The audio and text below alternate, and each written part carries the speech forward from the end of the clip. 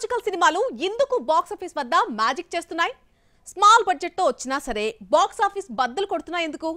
తెర మీద దైవ భక్తిని చూపించినప్పుడు ప్రేక్షకులు ఇంతగా కనెక్ట్ అవడానికి కారణం ఏంటి? ఎమోషనల్ సెంటిమెంటా లేక ఆధ్యాత్మికత? ఈ సీక్రెట్ ఫార్ములా ఏంటి?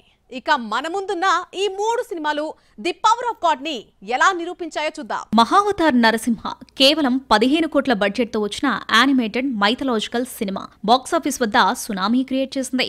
1 మంత్ లోనే 220 కోట్లు వసూలు చేసి ముందుకు దూసుకెళ్తుంది.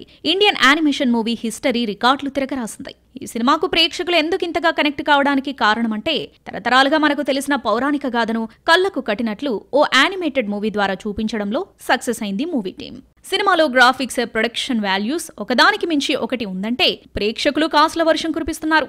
అలాంటి కొన్ని సినిమాలు చిన్న బడ్జెట్ తో పెద్ద కలెక్షన్ల రికార్డులు సృష్టించాయి. ఆ మధ్య కార్తికేయ 2 విషయంలో అదే జరిగింది. లేటెస్ట్ గా కాంతారా కేవలం 40 కోట్ల బడ్జెట్ తో తెరకెక్కిన ఈ సినిమా దాదాపు 400 కోట్లకు పైగానే వసూలు సాధించింది. చిన్న చిన్న ఆరాధన సన్నివేశాలే గానీ క్లైమాక్స్ ప్రేక్షకుల గుండెల్లో శాశ్వత ముద్ర వేశాయి. కేరళ, కర్ణాటక, తెలుగు స్టేట్స్ అంతా ఈ మిస్టిక్ డివైన్ ఎనర్జీని ఫీల్ అయ్యారు. ఇప్పుడు కాంతారా ప్రీక్వెల్ చాప్టర్ 1 అక్టోబర్ 2న థియేటర్లోకి వస్తుంది. ఆ సినిమా ఎలాంటి మ్యాజిక్ క్రియేట్ చేస్తుందో చూడాలి. చిన్నపాటి హీరో, మధ్యస్థాయి బడ్జెట్, దానికి దైవశక్తి తోడైతే బాక్సాఫీస్ ముందు ఎవరూ అడ్డుకోలేరని నిరూపించింది హనుమాన్. ప్రశాంత్ వర్మ క్రియేషన్, తేజ సజ్జా పర్ఫార్మెన్స్, ఆంజనేయ స్వామి శక్తి బ్యాక్ డ్రాప్, ఈ 3 కలిసి ఫ్యామిలీ నుంచి యూత్ వరకు అందరినీ కనెక్ట్ చేశాయి. అందుకే దాదాపు 300 కోట్లకు పైగా వసూళ్లతో సెన్సేషన్ సృష్టించింది. ఎండ్లో హనుమంతుడి ఎంట్రీ పార్ట్ 2 జై హనుమాన్ కి పవర్ఫుల్ లీడ్ ఇచ్చి ఈ యూనివర్స్ ఇంకా పెద్దదిగా విస్తరించబోతుందనే హింట్ ఇచ్చింది.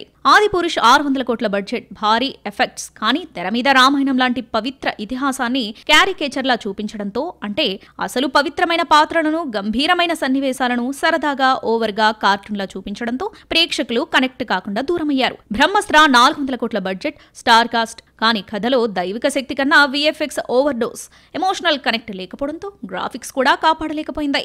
కన్నప్ప మల్టీ స్టారర్, ఎక్కువ హైప్, కానీ స్క్రిప్ట్లోని ఆధ్యాత్మికతను నిజాయితీగా చూపించకపోవడంతో భక్తి కంటే కమర్షియల్ మసాలా ఎక్కువైపోయింది. అందుకే స్పష్టంగా కనపడింది భారీ బడ్జెట్ స్టార్డమ్ కాదు ప్రేక్షకులు కోరేది. చిన్న బడ్జెట్ సినిమాలు మహావతార్ నరసింహ, కాంతారా, హనుమాన్లా బాక్సాఫీస్ ని బద్దలు కొడతాయని ప్రూవ్ అయింది.